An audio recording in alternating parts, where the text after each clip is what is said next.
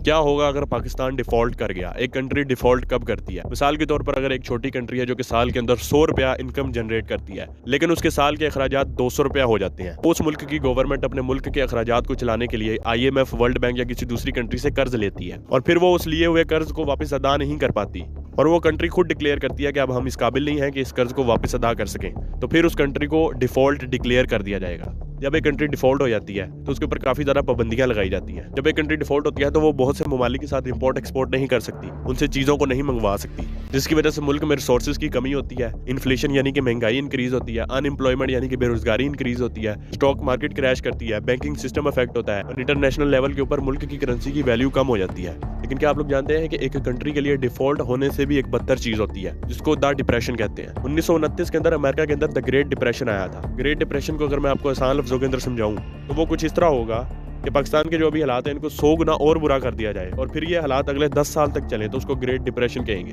और इतने ही बुरे हालात थे अमेरिका के अंदर 1929 से लेकर 1941 तक। ग्रेट डिप्रेशन के दौरान 1929 से लेकर 1933 तक आते आते अमेरिका के अंदर 25% अनएम्प्लॉयमेंट हो गई थी, बेरोजगारी हो गई थी। तकरीबन 13 मिलियन लोग बेरोजगार हो चुके थे। पैसे की इतनी किल्लत हो गई थी कि लोगों ने भूख के चलते अपनी जानें लेना स्टार्ट कर दी थी। 20वीं सदी से लेकर अभी तक ग्रेट डिप्रेशन सिर्फ एक बार यूनाइटेड स्टेट्स के अंदर आया, उसके अलावा किसी और कंट्री के अंदर नहीं आया। ग्रेट डिप्रेशन के बाद ही 1944 के अंदर अमेरिका ने IMF और वर्ल्ड बैंक की बुनियाद रखी था कि इस तरह के बड़े बड़े फाइनेंशियल क्राइसिस से बचा जा सके। मुझे कमेंट्स के अंदर सजेस्ट करें कि नेक्स्ट वीडियो किस टॉपिक पे होनी चाहिए।